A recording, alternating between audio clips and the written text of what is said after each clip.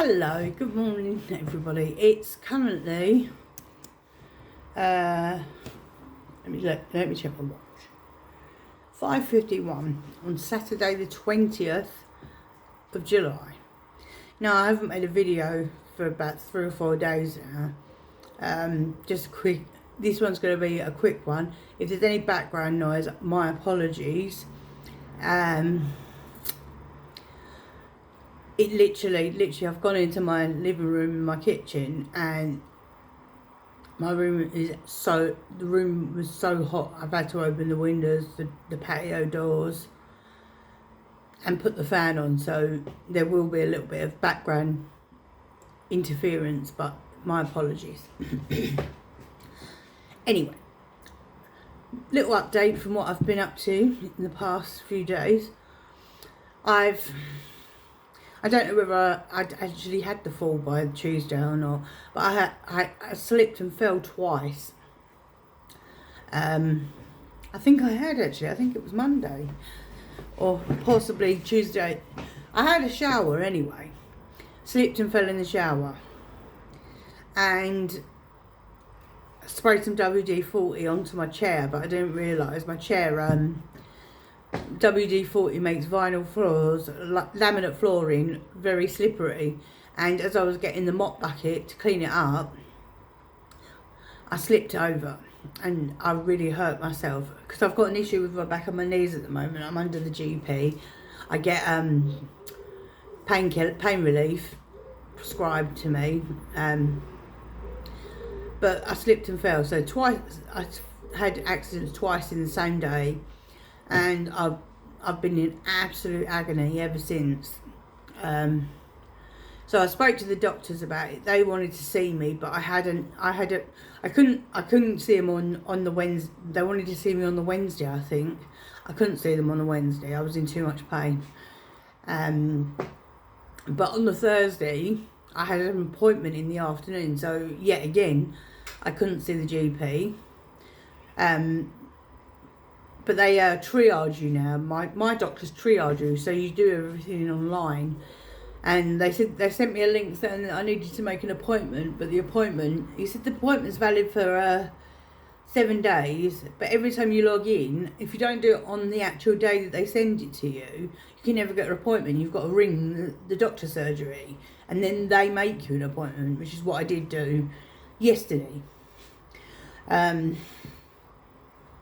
So I rang them and I made the appointment. They had an appointment for 3:15 yesterday afternoon. So I said, great, brilliant. Because obviously this situation with my back and my knees has been going on for 6 months plus now. And it's not getting better, it's getting worse. And now I'm actually falling over and hurting myself. So I've also contacted my landlord. So the people I rent this flat from, and they're I've made a request for special adaptations, like grab rails, safety rails and things like that to be installed in the bathroom. But what they said to me is I needed to be referred to an occupational health therapist or something like occupational health, so that I can get adaptations made to the bathroom, i.e. have the bath taken out and have it made into a wet room. Potentially, but that's a little while off, but the GP has to do that. So I had a lot to discuss with the GP when I was there, and I can honestly say, even in the heat yesterday, because it was like 30 here, it was quite hot. GP was sweating in his office, in his little consultation room. Bless him. I felt for him because he must have been so hot. He was very thorough with me. He asked me a lot of questions. So he said to me, some may not seem relevant, but it's important if you've had, like, have you lost control of your bowels since the fall? Have you lost control of your bladder since the fall? And then he did a physical examination, and I've noticed there's something missing. There's an indentation in my right knee, and I've not been able to put my weight onto my knees for many years now, and I actually thought that it was because of my weight. So I never ever got it looked into properly. But now I'm almost 7 stone down, I now notice that my knees should be, well, as the doctor said, they should be getting stronger, and they're not. They're not. So, and I'm a lot more active than what I used to be. When I first started this journey, I was doing less than 1,000 steps a day because I just got out of breath too much, and I got too tired too quickly. And being a size 30 to 32, it is hard work to do anything. So implementing a change in your life is very, very difficult when you're that size, I can assure you. But that was one of the main reasons, well, not one of the main reasons, my health was improved. It was to improve my health was the main reason. So for my gastric sleeve, and I weighed up the pros and cons of everything, and in the end, once I decided that was it, my mind was made up, nothing was changing it. And because I lost my mother when I was 17, she died from heart disease, and it was unknown then because obviously 25 years ago, 25 years ago, technology wasn't as advanced as what it is now. And they didn't detect my mum's heart disease after she had a heart attack. However, they detected the same heart disease in my sister. And my sister was also diagnosed with the same heart disease. So that was quite worrying, because my sister was also a year off of the age that my mother was when she died. So that was very, very worrying. But she was under cardiologist. She was on 3 or 4 different blood pressure medications. They had to put her on an extra medication just to get her to Turkey to have her operation. So it was very, very stressful and worrying times for us, because her cardiologist told her she would be dead within 10 years unless she had this operation, and she relieved the pressure and stress on her heart. And that scared the life out of her. It scared the life out of me, because it's like deja vu all over again. We're going to lose her like we lost my mum. And my sister's my best friend, and I couldn't cope with losing her. Not in a million years. Sorry, coffee time. Story time with you, I think. Couldn't cope with losing her. No way on this earth. So they said, like, can you get $3,000 together? My sister hasn't got $3,000. So I started to GoFundMe. It went into panic mode, blah, blah, blah. I'll sit there begging on the streets if I have to save her life, which I would do. She's my sister. She's my world. So I started to GoFundMe, and in all fairness, there was a few generous people from the music community that donated, and I think I raised about £130 in total, which I was quite surprised about, because I wasn't actually expecting anything, because I'm not a big Megxit account, and I don't have 1 million followers. I've got a fair few. I've got about 1,000 or something, just over 1,000 on my X account. I've got about 800 on my Instagram, and I've got about between 100 and 200 on YouTube. So I'm not a very big account at all. So I wasn't expecting to get much, if anything, but I raised £130. But then my sister said that she was going to ask my dad to lend her the money. Lend her the rest of the money. So she managed to save up a few £100, I think, herself. So we had that, and then she was so worried and so anxious in case my dad said no. But I knew my dad wouldn't say no. Deep down, I knew my dad wouldn't say no, because it was going to save her life. potentially.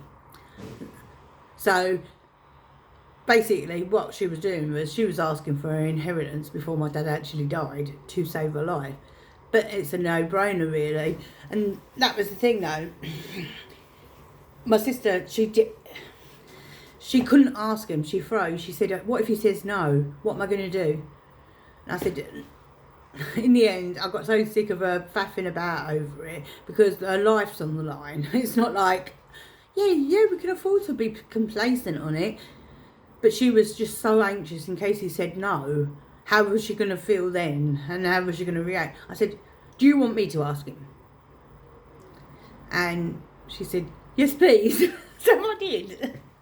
I asked him. I was outright. Because this had gone on for like 3 or 4 months with her not... She wanted to ask him, but she didn't have the guts to. So in the end, I turned around and said, look, it's time to put your big girl pants on, sis, and ask him. I said, but she still never, and I ended up doing it for her. But I'm glad I did, because I knew what my dad was going to say. I said, Dad, she's going to be dead within 10 years if she doesn't get this operation. And she wants to know if you can lend her the rest of the money. So he lent her the bulk of the money for her operation. And, oh, that was so nerve-wracking for me. She flipped. They had to put her on a medication because basically she had a funny turn with her heart and she had to have an ambulance out. I think it was a week before her operation. And they said, this is your warning. This is your warning. You're going to have a heart... if you don't sort it out, you're going to have a heart attack. And that was what started it off with my mum. Within 5 weeks, my mum was dead. So that scared the shit out of me and my sister.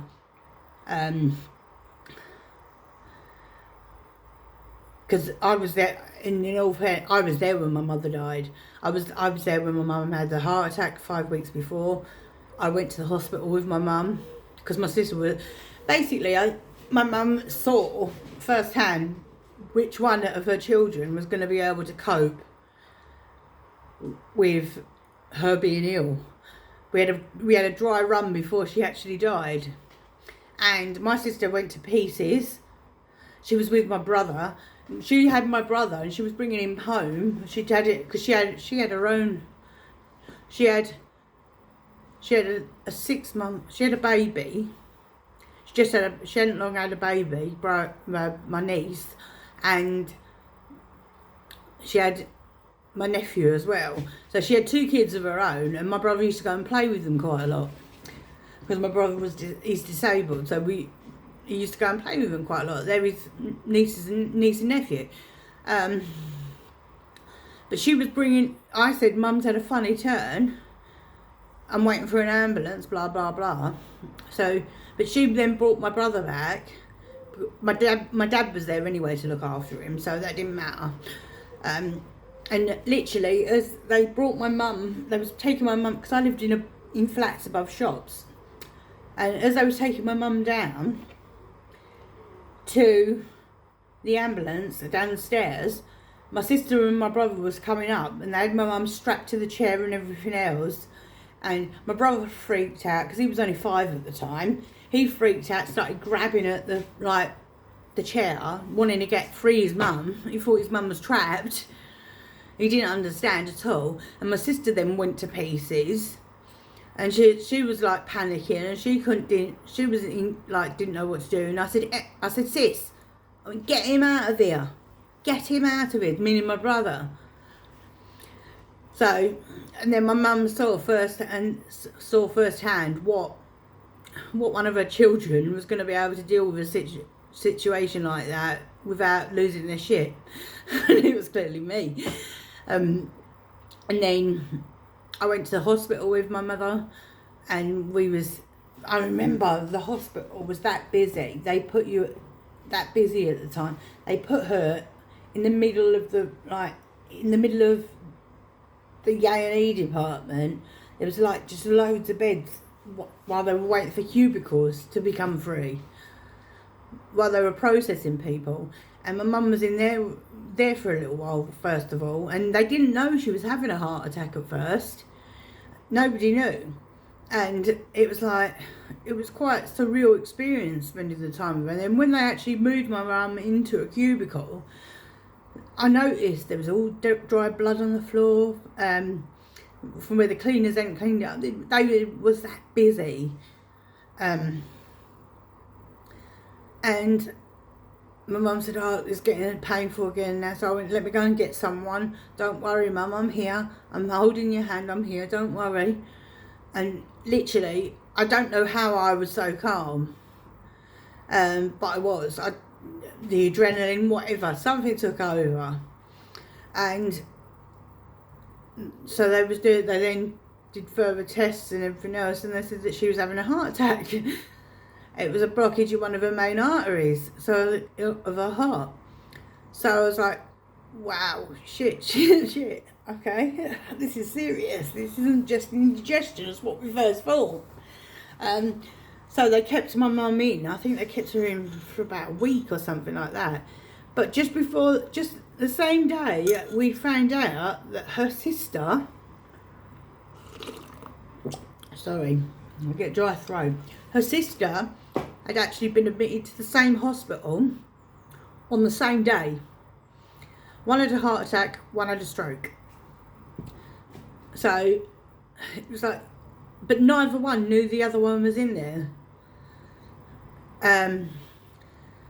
So I turned around and I said, don't tell my mum. My mum, this isn't going to be good for her. And it isn't going to be good for her heart. It's going to stress her out.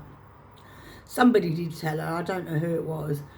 And my mum went to visit my auntie when she was in hospital. But eventually they let my mum come home, and my mum went to stay with my sister, convalesce at my sister's. And because my sister was like a bit stern with her, she only let my mum have 3 cigarettes a day. She was eating properly, eating healthy and everything else. My mum couldn't cope with the change of lifestyle, she said. But I remember the first day that my mum actually went out. She'd gone to bingo. It's the first outing she'd been out since her heart attack. And she'd gone to bingo with my sister, because her and my sister loved going to bingo together. They always used to go bingo. I remember my dad used to go and pick them up before my sister learned how to drive, and he used to go and pick them up and bring me as a kid. Because my sister absolutely loved it, and it was something my mum and sister did together and bonded. So she went to my sister's, but she couldn't cope with the change of lifestyle. She couldn't cope with the fact that she was only allowed 3 cigarettes a day. Because I'm not joking, she used to smoke B&H Gold, so they're quite strong cigarettes, and she used to smoke 40 a day. And so going from 40 to 3 was a big change for her. And literally, the day she decided, the council also said that she had to come home. It wasn't just the fact that she decided to come home. The council, because the property was in my mother's name, it wasn't in my dad's name, even though they were married, but then they was divorced at the time. Very strange, my family. Because she wasn't living there at the time, she was staying at my sister's. The council told her that she had to go home because she wasn't actually living in her property, even though I was staying there. Because I had to go home. I couldn't stay at my sister's any longer because I was so behind on my A-level coursework that I had to go home because I needed the quiet in my bedroom to be able to study and catch up on my work. Because of obviously the issue, my mum being ill and my auntie being ill, I had to go home. And even though it wasn't ideal for me being with my dad on my own, because me and my dad had a very fiery relationship when I was younger. Me and my dad are very, very similar in our temperament, in whether we lose our temper or not, blah blah blah. And once we lose it, we lose it. So it's it used to turn into some fiery arguments when I was younger, especially as I was a stroppy teenager as well.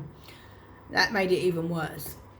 So 3 days before my mum, the day my mum went to bingo with my sister, sorry, I'm digressing, I'm thinking about, my mind's racing about what happened. The day my mum went to bingo, my aunt actually died, my mum's sister.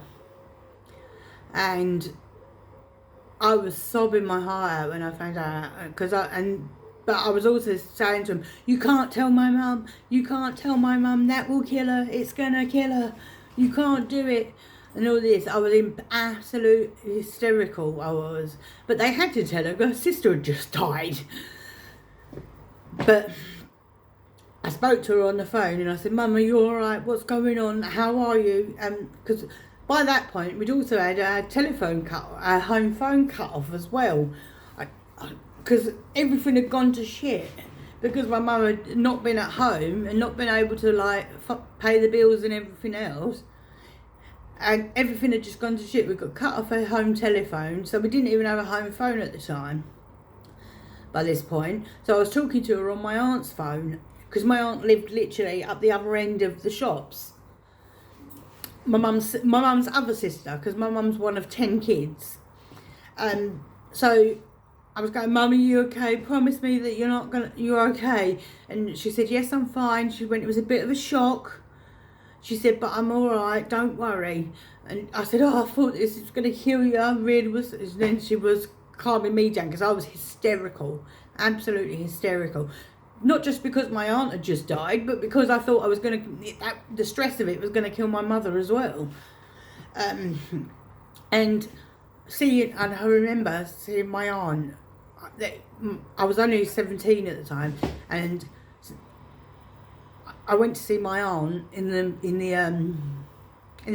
mortuary, not in the mortuary, in the funeral directors.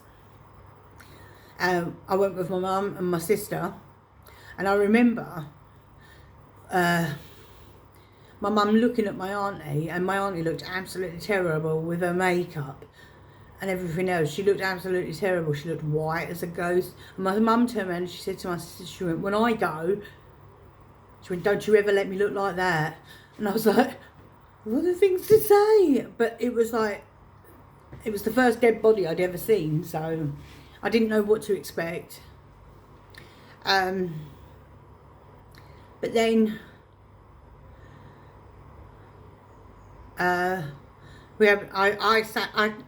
throughout my mum's funeral, my aunt's funeral, I clung to my mother like flies on shit, because I was so scared that I was going to lose her, and this was going to, the funeral was going to tip her over the edge. I was literally, because my aunt had died 2 weeks after they both had the heart attack and the stroke. So I was clinging to my mother like shit on a shovel, like whatever, flies on shit. I didn't let her out of my sight the whole time. And then, so that was that. But she was okay. We got through it. And then she went back to my sister's, blah, blah, blah. So 3 days before my mum actually died, and it was 5 weeks after a heart attack. So it was 3 weeks after my aunt had died. My mum, 3 days before she died, she had to come home, because the council told her they were going to evict her if she didn't come home, because she wasn't living in her property. So she was scared she was going to lose her home, so she came home.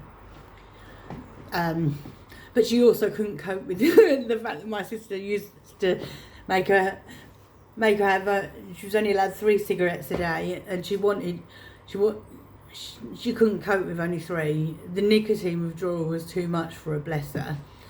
And it wasn't really big on, like 25 years ago, about giving up smoking, about your health, and there wasn't all these smoking cessation places, and all, there wasn't all of this. And she said, I can't afford all the bloody nicotine patches and all this.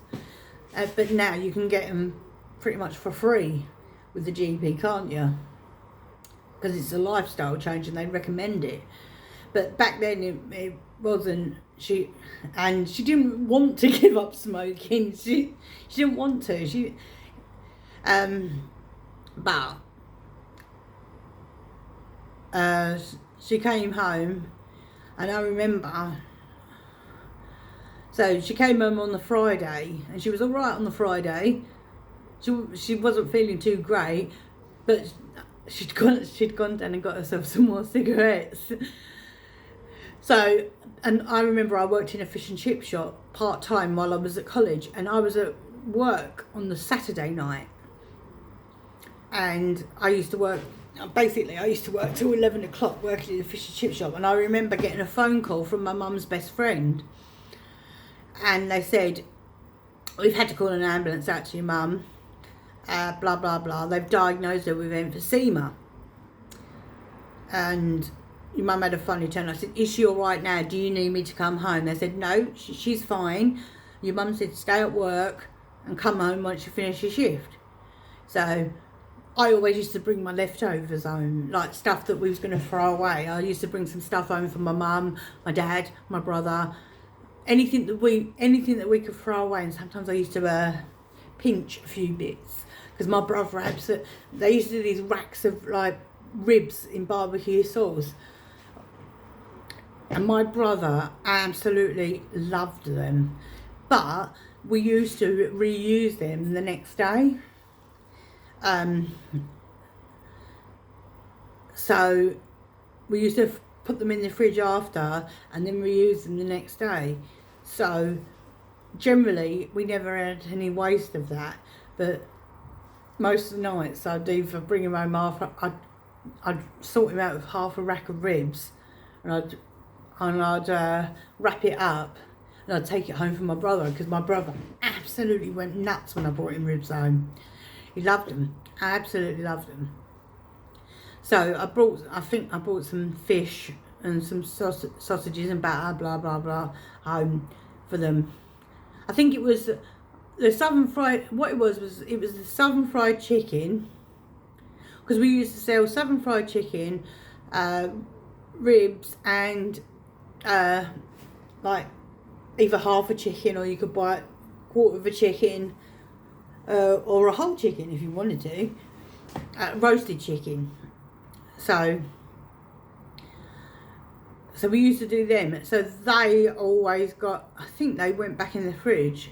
The chicken, the pie, the chicken, yeah, the ribs and the southern fried chicken all went back in the fridge, and we was able to reuse that the day after. But and Savoy's we always put back in the fridge for the next day. But I was obsessed with Savoy's. Yeah, since my surgery, I don't like the taste of them. It's really weird. I used to love Savoy's. So I brought some food home, which went down a treat. It always went down a treat when I brought food home. But so that was on the Saturday night, and on the Sunday my mum taught me how to cook quite young, so I knew how to cook. So I said tomorrow I'll get up, and I said I'll do the roast, because we use traditional Sunday roast, and my favourite was chicken, and we had chicken. And I said I'll do the dinner tomorrow, blah blah blah. And that was that. And so we all went to bed, and everything was okay. And then the Sunday, we all got up, and my mum said, I'm not feeling very well now, I'm really not too good. I went, so what's going on? So she was talking to me, and then my dad said, I need to go and do the brakes on my van. And my mum turned around and she said, can you take Christian with you? My brother. She said, can you take Christian with you? So I was like, it's a bit weird.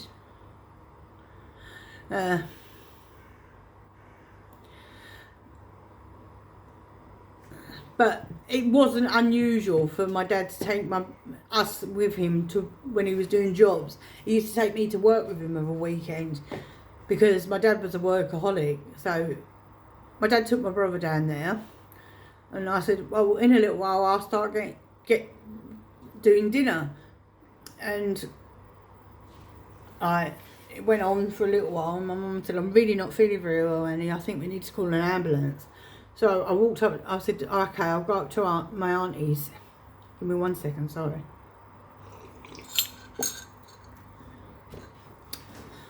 So I go up to my auntie's and I'll call an ambulance. And they said, we've got a really long wait, blah, blah, blah. I was so busy, but we will get to you. And I was like, okay, she's not feeling very well. So I went back down. So what I was doing was when I was up at my aunt's, I was getting my cousin to come down and sit with my mum so she wasn't alone.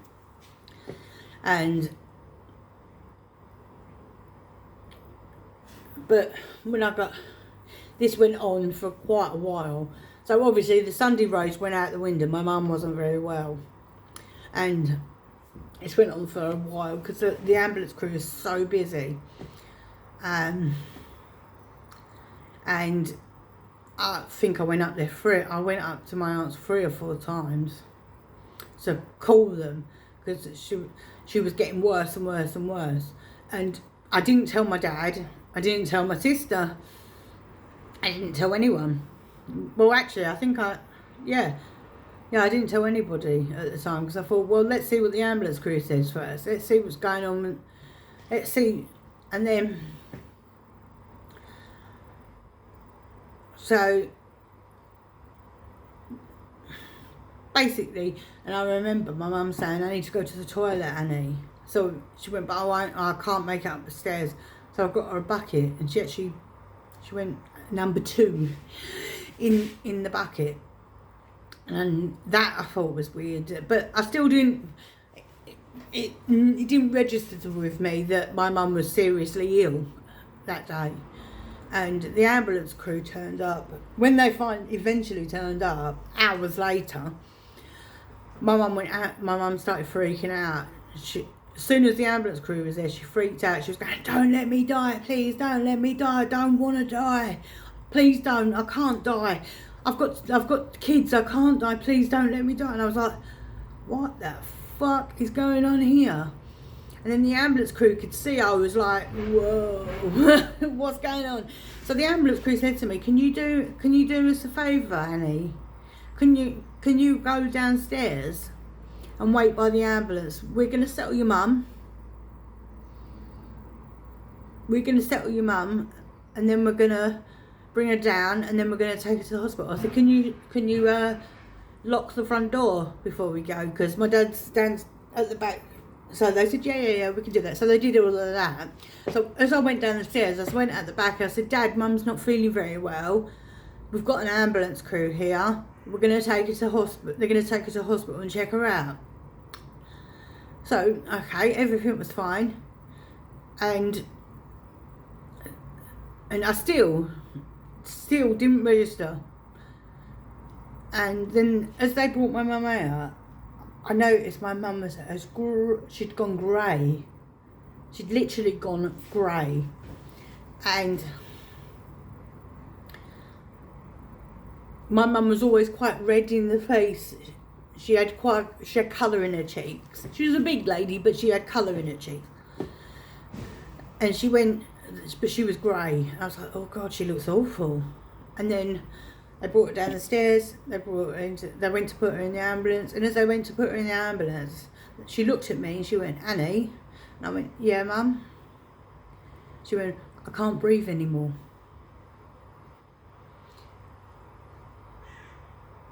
And as they shut the ambulance doors, she died. And it still didn't register. I could hear the paddles being used on her. I could see the ambulance shaking as they was like doing resus on her. I could see the ambulance shaking, but it still didn't register. I still thought, let's get her to hospital. She'll be alright once we get her to hospital. She'll be fine. I thought, this is just a blip, which she's going to be okay. I still didn't register. And then that after a little while, they come out the crew, they said, we're going to take your mum to hospital now. Is there any way you can get up the hospital? Because I was only 17 at the time. Legally, it was a bit tricky. I was 6 months off of being 18. And I said, no. I said, my dad's fixing his brakes at the back. So there's nobody that can take me to the hospital. There's no one. And my sister hasn't got a car at the moment either. There's nobody. So they said, right, what we're going to do is we're going to let you sit in the front of the ambulance. But you're not to look behind. Whatever happens, do not turn around. And I said, okay. And I'm sitting in the front of the ambulance, blues and twos the whole way there. The sirens as well. And I was like, shit, what's going on here? It was mental. And yeah, if somebody tells you not to turn around, what do? Turn around. And I turned around and I could see, and I saw him resuscitating, the bloke resuscitating, pumping away at my mum's chest. And I was like, what's going on here? This is mental. And he went, I told you to turn around. So I just shit myself and turned back round again. And then I was told, the ambulance lady, the driver, was keeping me occupied, keeping my mind off of it, saying like, what's going on, la, la, la, asking me questions about my family and everything. As I said, I've got a 5-year-old disabled brother, blah, blah, blah, I'm at college doing my A-levels, and all this, blah, blah, blah, blah, blah. And they were keeping me occupied while they took my mum to the hospital. But it was like so surreal, and I didn't know what was going on. But my mum had died. That was what was going on. And they were trying to save her life. And then when we got to the hospital, they put me in like a friends and family room. But it had a telephone in it. So I rang my sister and told her what was going on. I said, Mum's had a funny turn. I'm at the hospital. You've got to come up here quick. She went, right, we're getting a taxi. Don't worry, we're on our way.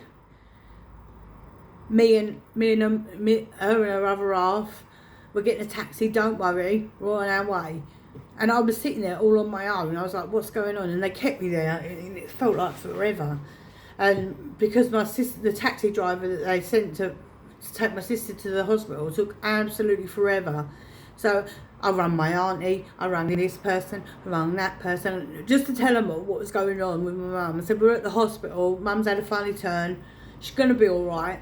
Don't worry, we're waiting to, but what it was I was 17, they couldn't tell me that she'd died.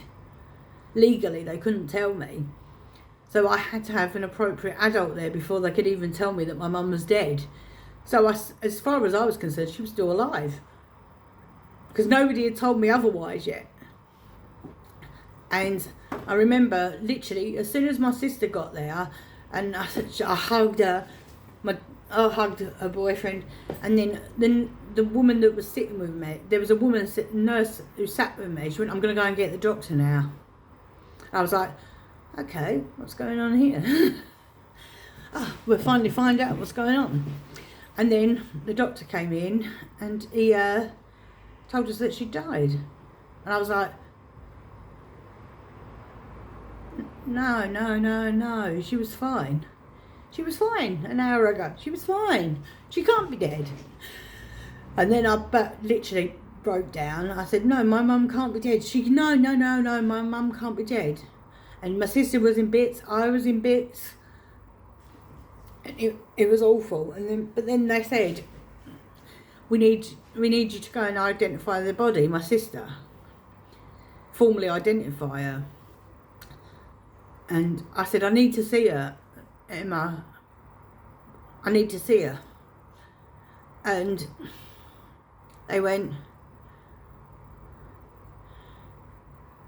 they said to our sister, they said, so she went in to identify the body and she come out, and I said, I need to see her. I'm not going to, she said, she's in such a bad way, Annie. She doesn't look good. She's covered from head to toe in bruises from the resus. And she doesn't look good. She looks like she's been beaten up. She said, are you sure you want to do this? And I went, I'm not going to believe she's gone until I see her for myself. So I need to. And I remember going in there. And it was horrific the way she looked. She looked like she'd gone 10 rounds with Mike Tyson. She was covered in bruises. And I was like, whoa. And then I was like, my mum's really gone. What am I going to do? What am I going to do? I don't know. And I was like, I'm 17 years old. What am I going to do? And how are we going to tell my brother? My brother's not going to understand. My mother was his world. And I was like, oh, it's just awful. Everything was just all mental. See, like, I'm getting choked up just thinking about it. And then we then wait for a taxi to take us back to my auntie's. And because my dad, they told my dad, and my dad took my brother up to my auntie's. Everybody was up at my auntie's now. They'd run the family, all the family was up at my auntie's. And I remember coming back and they're all like hugging me, hugging Chris, hugging my sister. And it was just so real. And I was like, she can't be gone. We hadn't told my brother what had gone on, but my brother just thought he was getting loads of attention and everyone was upset. And it was just such a surreal experience. And then I was like, I can't believe she's gone. My mum's gone. And I was like, what am I going to do now? So my sister said, you and Chris come and stay with me. So we went and stayed with her. And it was like, what are we going to do? I don't know. Where do we go from here? And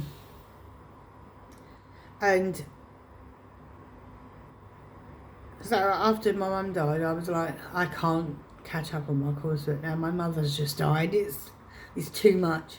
It's too much. So I left college and I was going to go back and resit it all. So I left and I said, oh, this is too much for me. And I don't remember my mum's funeral because I was absolutely, I was drunk before I got there.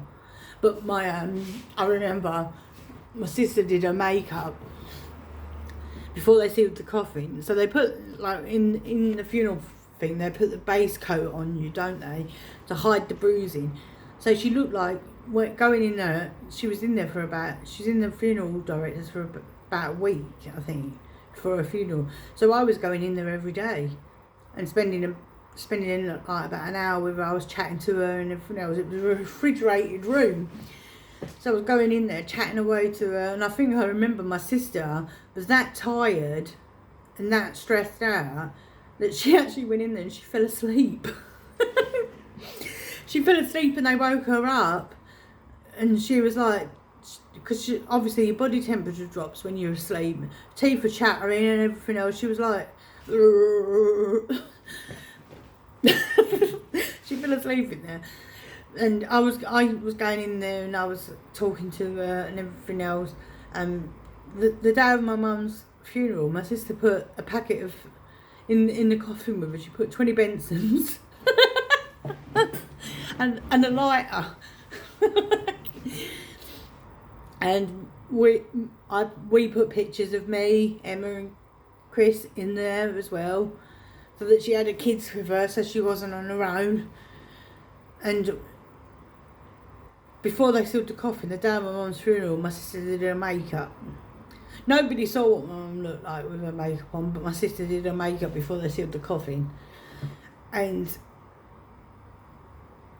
because of what my mum said about my auntie, when I go, don't let me look like that. and the funeral was horrendous. I've never, and that was the start of my PTSD journey, because even now, when I hear ambulance sirens, it takes me back. When I see an ambulance with the blue lights, it takes me back. And it's not very great that I live next door to a hospital. But having said that, considering I live next door to a hospital, I hardly ever hear the ambulance sirens. So in a way, that's good. But obviously, if I go out and there's generally 2 or 3 ambulances that go past me, because I live next door to a hospital, and there's an ambulance station literally where I have to walk to the bus stop, and there's an ambulance station where the ambulances are across the road from the bus stop as well. So I do generally see a lot of ambulances when I'm going out. But that was the start of my PTSD journey. And yeah, I wasn't expecting to go on this long actually, so I do apologise. But I started off on a tangent about my mother. And I've had mental health issues ever since I was a kid, but that really, really screwed with me, losing her so young. And